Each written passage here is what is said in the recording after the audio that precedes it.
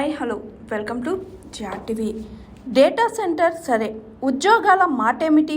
విశాఖలో Adani Google data centre ఏర్పాటును వైఎస్ఆర్సీపీ స్వాగతిస్తుందని, కానీ ఆ డేటా సెంటర్ ఏర్పాటు ద్వారా ఎన్ని ఉద్యోగాలు వస్తాయో చంద్రబాబు ఎందుకు చెప్పడం లేదని వైఎస్ఆర్సీపీ పశ్చిమ గోదావరి జిల్లా రీజనల్ కోఆర్డినేటర్ మాజీ మంత్రి గుడివాడ అమర్నాథ్ ప్రశ్నించారు. వారికి కావాల్సినటువంటి అన్ని సౌకర్యాలు కల్పిస్తూ దాంతోపాటు ఎంప్లాయ్మెంట్ జనరేషన్కి సంబంధించినటువంటి కమిట్మెంట్ కూడా వారి దగ్గర నుంచి తీసుకొని వేసినటువంటి పునాదు ఆ రోజు తర్వాత దానికి సంబంధించి సబ్మెరైన్ సీ కేబుల్ సింగపూర్ నుంచి తీసుకురావాలన్నటువంటిది, తద్వారా విశాఖపట్నాన్ని భారతదేశంలో ఉన్నటువంటి ఈస్ట్ కోస్ట్కి విశాఖపట్నాన్ని డేటా సెంటర్ హబ్గా చేయాలనేటువంటి ప్రతిపాదన 2020-21 నుంచి జరుగుతున్నటువంటి సందర్భాన్ని కూడా గతంలో జగన్మోహన్ రెడ్డి గారు వారి పత్రికా సమావేశంలో చెప్పినటువంటి విషయాలు కూడా ఈ సందర్భంగా గుర్తు చేస్తూ ఉన్నాం. అవన్నీ కూడా కార్యరూపం దాల్చి ఈరోజు అదానితో పాటు గూగుల్ అలాగే ఎయిర్టెల్ మూడు కూడా కలిసి రేడియన్ ఇన్ఫోటెక్ సంస్థ ద్వారా 1 గిగావాట్ డేటా సెంటర్ని విశాఖపట్నంలో ఏర్పాటు చేస్తూ దానికి సంబంధించినటువంటి శంకుస్థాపన కార్యక్రమం ఈరోజు జరిగింది. వారికి మూడు సంస్థలకు కూడా హృదయపూర్వకంగా అభినందనలు తెలియజేస్తూ దాన్ని స్వాగతిస్తూ ఈరోజు ఆ కార్యక్రమంలో సహజంగా ప్రజలు, ముఖ్యంగా ఆంధ్రప్రదేశ్ రాష్ట్రంలో ఉన్నటువంటి నిరుద్యోగ యువత కానీ, ముఖ్యంగా ఈ ప్రాంతంలో ఉన్నటువంటి ప్రజానికం కానీ ప్రభుత్వం నుంచి కొన్ని ప్రకటనలు వస్తాయి లేదా ఆ సంస్థల నుంచి కొన్ని ప్రకటనలు వస్తాయి అని చెప్పి చాలామంది ఎదురు చూశారు. దాంతోపాటు ప్రధాన ప్రతిపక్షంగా వైఎస్ఆర్ కాంగ్రెస్ పార్టీ కూడా గత నుంచి ఏదైతే దీని మీద చర్చ జరుగుతూ ఉందో అందులో భాగంగా జాబ్ క్రియేషన్ మీద, ఎందుకంటే 1,35,000 కోట్ల రూపాయలు పెట్టుబడులు, ప్రభుత్వం దాదాపు 600 ఎకరాలు భూమిని ఇస్తూ ఉంది. దాంతోపాటు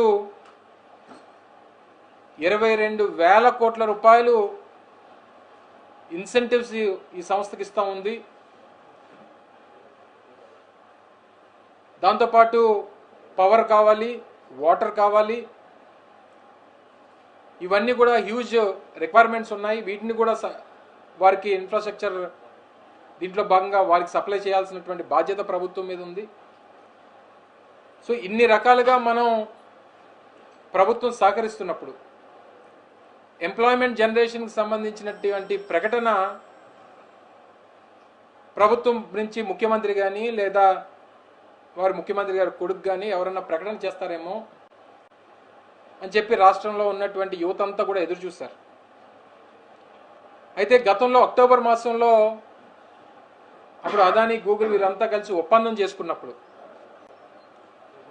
ఢిల్లీలో జరిగినటువంటి కార్యక్రమంలో తర్వాత జరిగినటువంటి వీరి ప్రచారంలో 1,80,000 మందికి ఉద్యోగ అవకాశాలు కల్పిస్తాం, 1,80,000 మందికి ఈ సంస్థ వస్తే ఉద్యోగ కల్పన అనేటువంటి జరుగుతుంది అనేటువంటి పెద్ద ప్రచారాన్ని, ప్రకటనలు కూడా ఆ సందర్భంలో చేసినట్టుగా రాష్ట్ర ప్రజలందరూ కూడా చూశారు.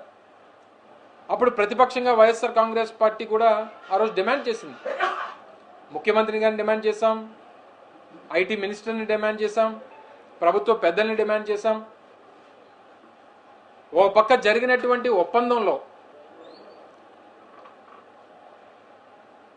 $15 బిలియన్ ఇన్వెస్ట్మెంట్ అనేటువంటిది పెడతా ఉన్నారు, 600 ఎకరాల భూమి ఇస్తూ ఉన్నారు, 22,000 కోట్ల రూపాయలు పైచీలకు ఇన్సెంటివ్స్ ఇస్తూ ఉన్నారు, భూమి మీద 25% రాయితీ ఇస్తూ ఉన్నారు.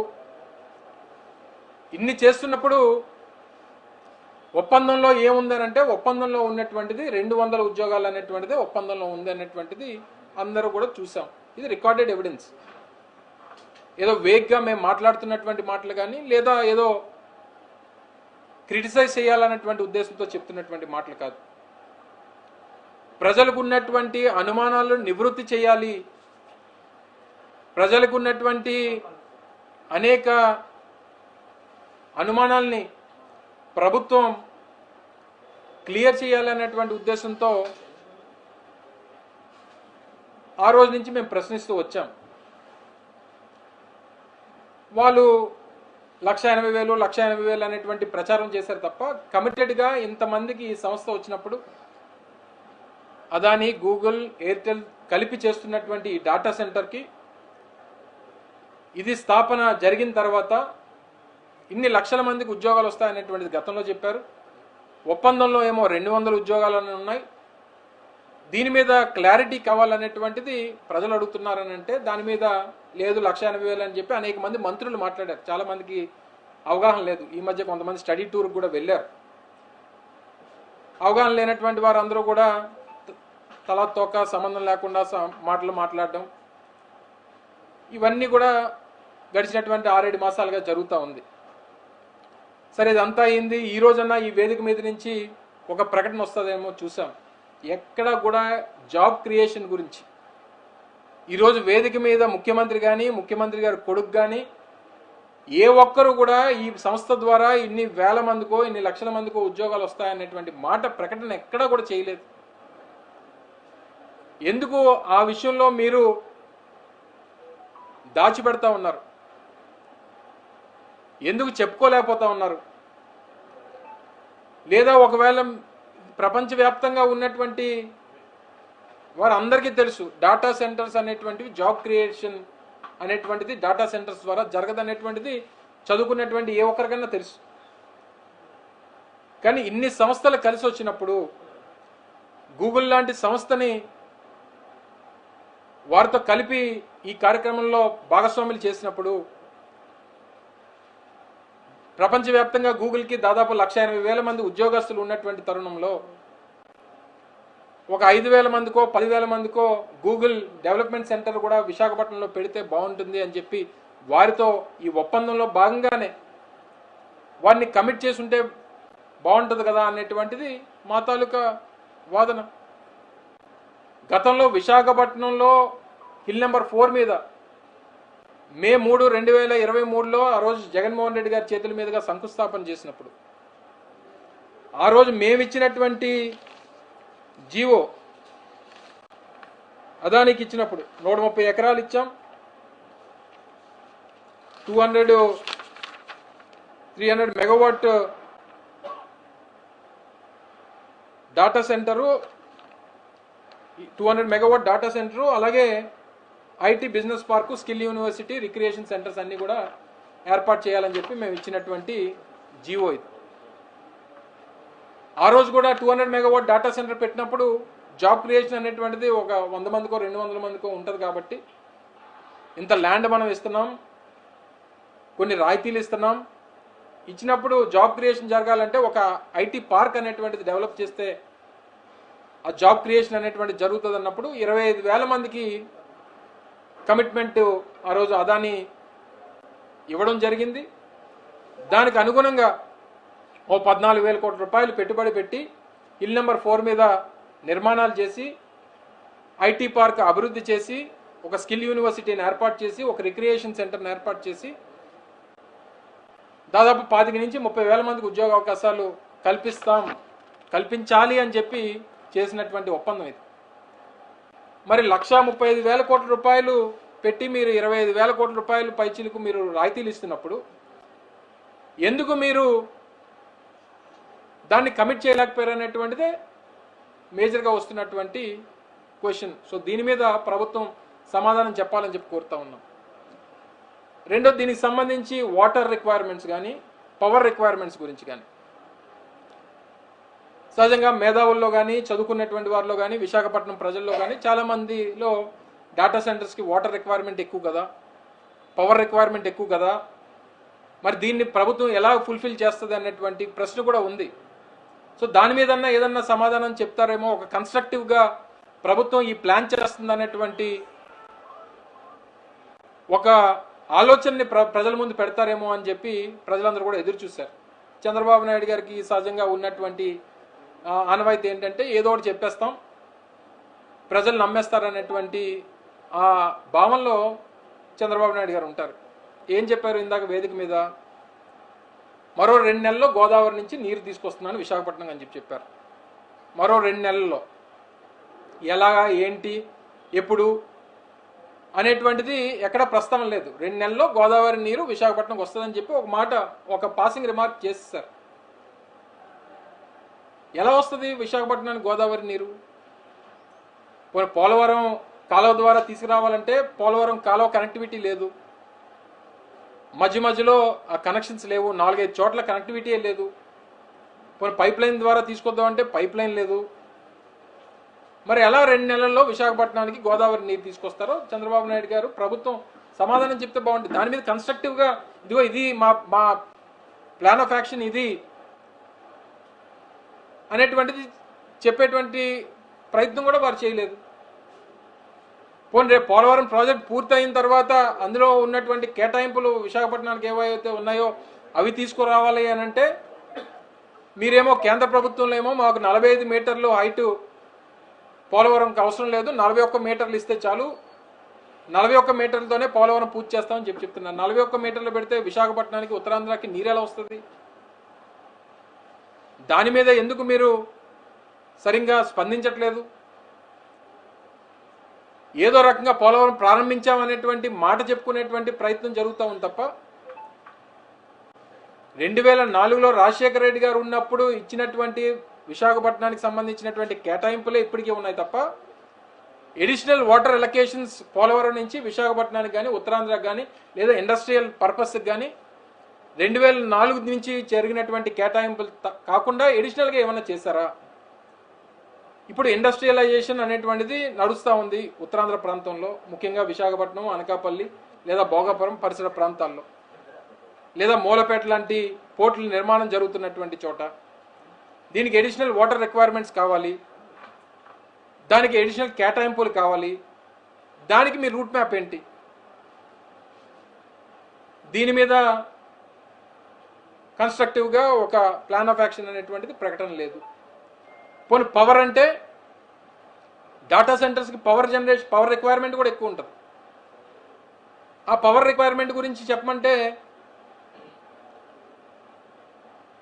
జగన్మోహన్ రెడ్డి గారు ఆ రోజు 2023లో గ్లోబల్ ఇన్వెస్టర్స్ సమిట్లో జరిగినటువంటి ఒప్పందాల్లో రెన్యూబుల్ ఎనర్జీ మీద దాదాపు 6 నుంచి 7 లక్షల కోట్ల రూపాయలు రెన్యూబుల్ ఎనర్జీ మీద ఒప్పందాలు చేసుకున్నాం.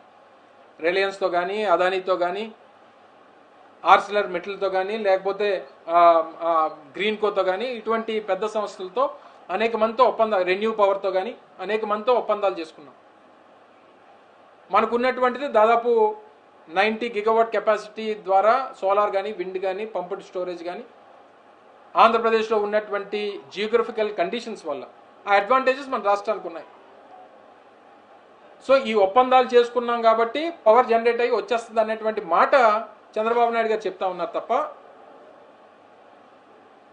ఈ డేటా సెంటర్స్ సంబంధించి పవర్ సప్లై అనేటువంటిది ఎక్కడి నుంచి ఎలా ఇస్తారనేటువంటిది దాని మీద క్లారిటీ లేదు. సో ఇదంతా కూడా ఈ ప్రజలకు ఉన్నటువంటి అనుమానాలు, వీటిని నివృత్తి చేయమనే మేము అడుగుతూ ఉన్నాం.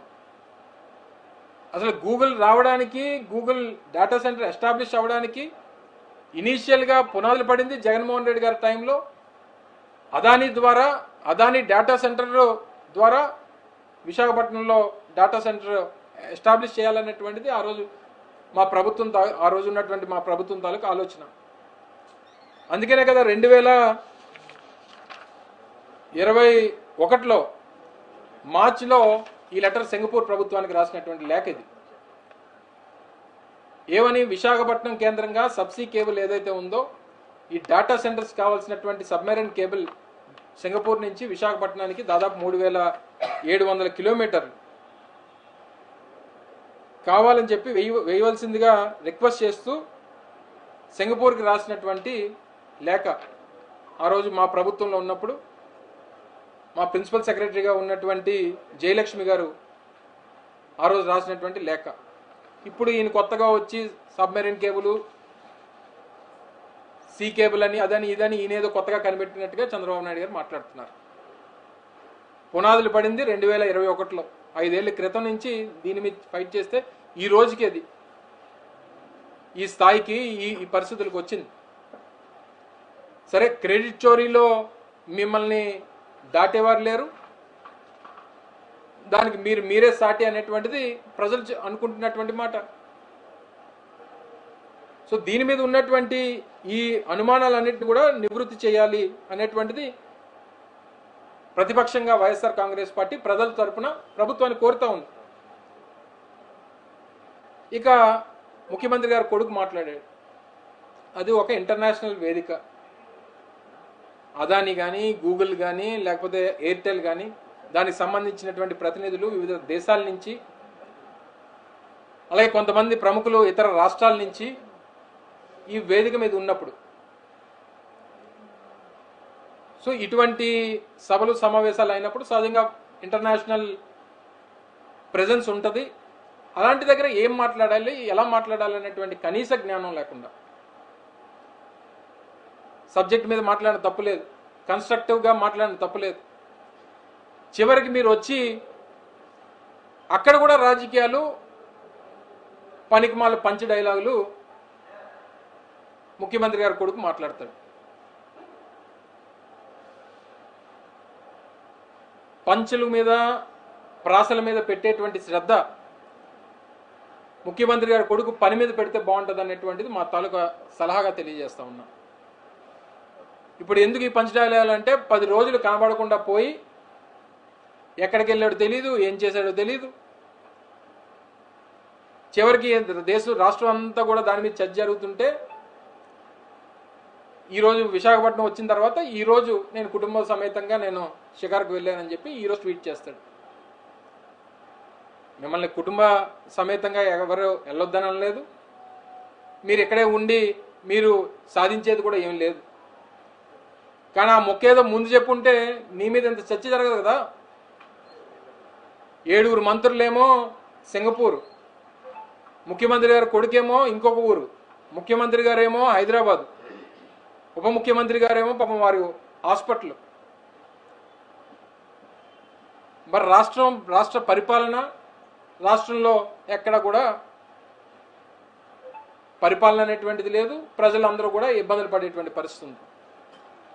సో దీని మీద దయచేసి ఇటువంటి వేదికల మీద మాట్లాడినప్పుడు గొడ్డలని, లడ్డు అని, ఇదా మీరు గూగుల్ తీసుకొని వచ్చినప్పుడు, లేకపోతే మీరు అదాని వచ్చినప్పుడు, లేకపోతే గూగుల్ ప్రతినిధులు వచ్చినప్పుడు, లేకపోతే ఎయిర్టెల్ ప్రతినిధులు వచ్చినప్పుడు వేదిక మీద మాట్లాడాల్సింది గొడ్డల గురించి, లడ్డు గురించి మాట్లాడతారా? దాని మీద పంచ్ డైలాగులా? ఏం మెసేజ్ ఇస్తున్నారు ప్రజలకి?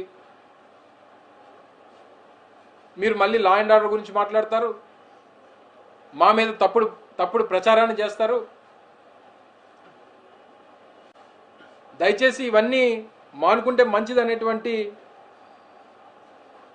విషయాన్ని ఈ సందర్భంగా ప్రభుత్వ పెద్దలు తెలియజేస్తూ ఉన్నాం. చాలామంది దేశవ్యాప్తంగా అనేక రాష్ట్రాల్లో మన జరిగినటువంటి యుద్ధం, దాని ప్రభావం వల్ల లేకపోతే ఇంకోటి వల్ల అనేక ఇబ్బందులు తలెత్తాయి అనేటువంటి అభిప్రాయం అందరికీ ఉన్నప్పుడు అన్ని ప్రభుత్వాలు సర్దుకుంటున్నటువంటి పరిస్థితుల్లో రాష్ట్రంలో మాత్రం గడిచినటువంటి 3 రోజులుగా చూస్తున్నాం ఉన్నాం. ఎక్కడికక్కడ పెట్రోల్ బంకుల దగ్గర బారులు తీరిన ప్రజలు, డీజిల్ కోసం కొట్టుకుంటున్నటువంటి ప్రజలు, చివరికి పెట్రోల్ బంకుల్లో పోలీసులను పెట్టి ఒక వెహికల్ వెళ్తే 10 లీటర్లే కొడతాం, ఒక బైక్ వెళ్తే 100 రూపాయలు పెట్రోలే కొడతాం అనేటువంటి పరిస్థితి తీసుకుని వచ్చామంటే అది నీ ప్రభుత్వం తాలూకా చేతకానితనానికి ఇది ఒక నిదర్శనం అని చెప్పి తెలియజేయాలి. నీ చేతకానితనానికి ఇది పరాకాష్ట. ఇందాక ఆయన మాట్లాడుతూ అంటాడు, మాది గూగుల్ అయితే మీది గొడ్డలి, బోత్ ఆర్ నాట్ సేమ్ అని. మేము కూడా చెప్పగలం, జగన్మోహన్ రెడ్డి గారి ప్రభుత్వం చేతల ప్రభుత్వం. కోవిడ్ లాంటి పరిస్థితులు వచ్చినప్పుడు కూడా ఏ ఒక్కరికి ఇబ్బంది తలెత్తకుండా హ్యాండిల్ చేసినటువంటి చేతల ప్రభుత్వం జగన్మోహన్ రెడ్డి గారిది. కనీసం hi this is Swathi. Like చేయండి, షేర్ చేయండి, కమెంట్ చేయండి అండ్ సబ్స్క్రైబ్ చేయండి GRTV.